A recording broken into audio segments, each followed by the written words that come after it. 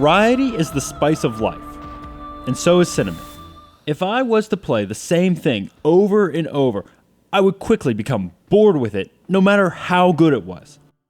Although, when something different does come around, I see it through such different glasses that sometimes I can forgive things that I wouldn't in other games. This is the case with Echo Night Beyond, a survival horror game for the PS2 set in space.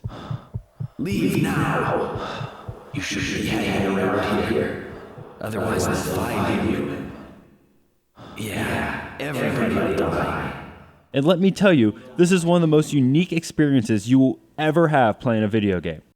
It is so unlike anything else.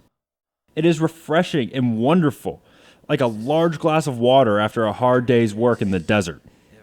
The story for the game is you are Richard Osman, a common everyman that is on his way to a moon base with his fiancé to get married and go on their honeymoon.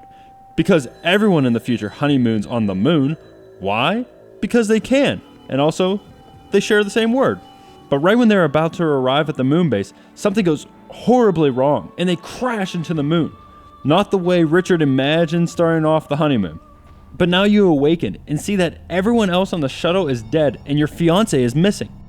Then you notice a strange message on the seat in front of you, and you believe your fiancé is still alive, so you go searching for her.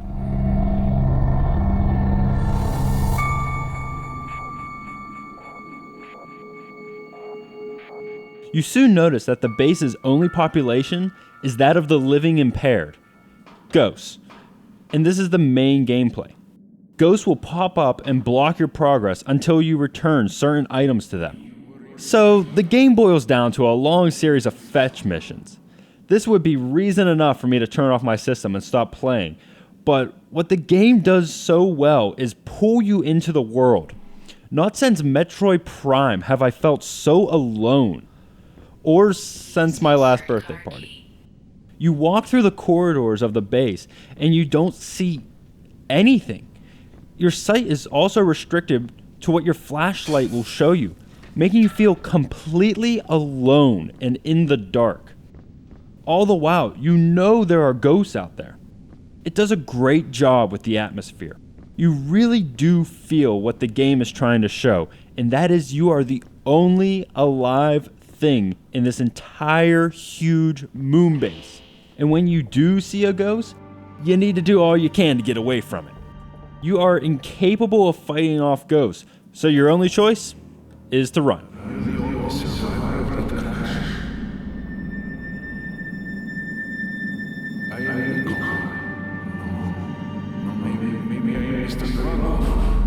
One thing that really gets in the way of allowing this game to be great is the controls. You control Richard with the analog sticks, but you look up and down using the triggers. It's really strange.